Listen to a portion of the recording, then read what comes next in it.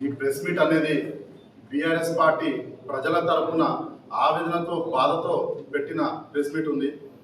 గతంలో ఎన్నడూ లేని విధంగా ఈరోజు నాకు తెలిసి తాండూరు రాజకీయ చరిత్రలో లేని విధంగా ఈరోజు ఒక ట్రస్ట్ను ముందుకు తీసుకొచ్చి ప్రజలకు చెందాల్సిన ఏవైతే గవర్నమెంట్ స్కీమ్లు ఉన్నాయో వాటిని ఒక ప్రైవేట్ సంస్థ ద్వారా ఇప్పించడం అనేది నిజంగా చాలా సిగ్గుచేటు.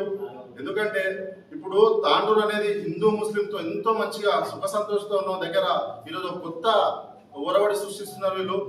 ఇప్పుడు జిఎన్కే ట్రస్ట్ పేరు పైన 200 ఇండ్లని మరి ఏ అధికార అసలు కాంగ్రెస్ పార్టీ ప్రభుత్వం పైసలు ప్రజల పైసలతో వచ్చిన డబల్ బెడ్రూమ్లను వీళ్ళు ఏ విధంగా ఏ హక్కుతో మంచానికి వీళ్ళు సిద్ధమయ్యారో ఇది ప్రజలకు జవాబు చెప్పాలి. అసలు జిఎన్కే ట్రస్ట్ ఎప్పుడు వచ్చింది, దీని వెనుక ఉన్న మూలాలు ఏమిటిది, వీళ్ళు ఎవరు తీసుకొచ్చారు? కాంగ్రెస్ పార్టీ వచ్చినాక ఈ జిఎన్కే ట్రస్ట్ అనేది తాండూరుకు వచ్చింది. ఈ ఆరటం ఎందుకు జరుగుతున్నారు? ఒకవేళ మీకు నిజంగా ముస్లింలకు సేవ చేయాలంటే గతంలో ఉన్న ముస్లిం వెల్ఫేర్ అసోసియేషన్ ఉంది, దానికి సంబంధించిన సేవా అసోసియేషన్ చాలా ఉన్నాయి. వాటిని వదిలేసి గతంలో ఎన్నడూ కూడా 36 వార్డులలో ఈ జిఎన్కే ట్రస్ట్ ఒక బోరింగ్ వేయించింది కాదు, ఒక నల్ల నీళ్ళు ఇప్పించింది కాదు, ఒక రంజాన్ కిట్ ఇచ్చింది కాదు, ఓ పేదలకు ఆదుకున్నది. సడన్ గా వచ్చిర్రు, 6 నెలల కింద వచ్చిర్రు జిఎన్కే ట్రస్ట్ అంటున్నారు. ఇవి వంచుతాం అవి వంచుతాం అంటారు. మీకు ఎవరిచ్చిన హక్కు? ఇవి ప్రజల పైసలు, ప్రభుత్వానికి ఇది ఉన్నది. మేము అక్కడ కూర్చున్న కౌన్సిలర్లకు చైర్పర్సన్ కు సూటిగా అడుగుతున్నాం. మీరు అందరూ కూడా మన ప్రజలు ఓట్లు వేస్తే గెలిచి వచ్చిన వాళ్ళం ఉన్నాం. మీరు ఒక ప్రైవేట్ ట్రస్ట్ పిలిస్తే మీరు వాడు ఎట్లా కూర్చుంటున్నారు? ఏ దాంతో కూర్చుంటున్నారు? మీరు కూర్చొని ఎట్లా ఇప్పిస్తున్నారు? కౌన్సిలర్ మీకన్నా ఆలోచన ఉండాలి. మీరు కష్టపడి గెలిచిరు. మీ వాళ్ళ ఎవరు పేదోడు ఎవరు గొప్పోడు ఆ ట్రస్ట్ వ్యక్తికి ఏం తెలుస్తుంది? నీ వాళ్ళ నువ్వు గెలిచినావు, నీకు అక్కడ నిజంగా గుడిసె ఉన్నదా ఇల్లు ఉన్నదా లేదనేది నీకు తెలిసి ఉంటుంది. నువ్వు ఇవ్వాలి లిస్టు, నువ్వు ఇస్తే నీ వాళ్ళ నిజంగా సరే నిజమైన నిరుపేద చెందుతుందా లేదనేది తెలుస్తుంది. అంతేగాని ఎవరో ట్రస్ట్ అయినా వచ్చి నీ వార్డు లోపల ఇప్పుడు మా వార్డులో 280 మంది అప్లికేషన్లు పెట్టుకున్నారండి. దాంట్లో ఇల్లున్న వాళ్ళు ఉన్నారు, ఇల్లు లేని వాళ్ళు ఉన్నారు. అది ఎవరు గుర్తుపడతారు? స్థానిక వార్డు కౌన్సిలర్ గుర్తుపడతాడు. అట్లా ఏమైనా ఉంటే చేయాలి. కానీ డబ్బాలు వేసి డబ్బాలు ఊపుతాము ఇవి చేస్తాం నీకు ప్రభుత్వం చెప్పిందా? డబ్బాలు వేసి ఊపమని చెప్పి ప్రైవేట్ ట్రస్ట్ స్కీమ్ అని చెప్పి మీకు చెప్పిందా?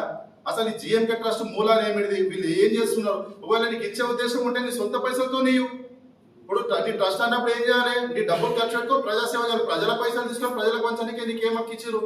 దీంట్లో కూడా స్కామ్ ఉంది. 2 లక్షల రూపాయలు తీసుకుంటున్నారు. వాళ్ళు ఇచ్చే వాళ్ళకి ఒక తీరు మాట్లాడుతున్నారు, ఈయన వాళ్ళకి ఏమో కౌన్సిలర్లకు మాట్లాడమని చెప్తున్నారు. అక్కడ కూర్చున్న కౌన్సిలర్లు కూడా ఒకసారి పునరాలోచించండి. అట్లా కూర్చోవద్దు. మున్సిపల్ చైర్మన్ హోదాలో కూర్చున్నారు కూడా తప్పది. ప్రజలకు ఇచ్చిన డబల్ బెడ్రూమ్ లో ఎవరో ప్రైవేట్ సంస్థ మీ ముందర డబ్బలు వేసి స్కీమ్ లాటరీని తీసుకుంటే మీరు కూర్చొని ఎంకరేజ్ చేస్తుంటే అంటే ఎంతవరకు కరెక్ట్ ఇది?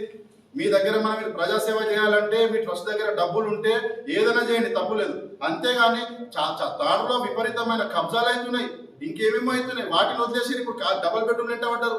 డబల్ బెడ్రూమ్ మీకు ఎవరు ఇచ్చారంటే హక్కు? ట్రస్ట్కు స్థానిక కౌన్సిలర్ ఉన్నారు, లేకపోతే ప్రజాప్రతినిధులు ఉన్నారు. మీరు ఇవ్వండి. ఇప్పుడు హిందూ ముస్లిం భేదాన్ని కొడుతున్నారు. మీరు తాండూరులో హిందూ ముస్లిం కలిసే ఉన్నాం. 200 ఇండ్లు మీరు ముస్లింలకు ఇస్తే రేపు హిందూస్ కమిటీ వస్తుంది, మేము హిందువులకు ఇస్తామని చెప్పి. దానికి కారణం ఎవరైతారు? మీరైతారు. మేమంతా కలిసిమెలిసి నమ్మికోలు ఇచ్చేది ఉంటే మీరు ముస్లిం వెల్ఫేర్ జిఎన్కే ట్రస్ట్ 200 ఇచ్చారు కదా, మన హిందువులకు 200 ఇవ్వండి, క్రిస్టియన్లకు 200 ఇవ్వండి, అందరు కుల మతాలకు కలిపియండి. అట్లా లేకుండా ఇదేం కొత్త స్కీమ్లు చేస్తున్నారు.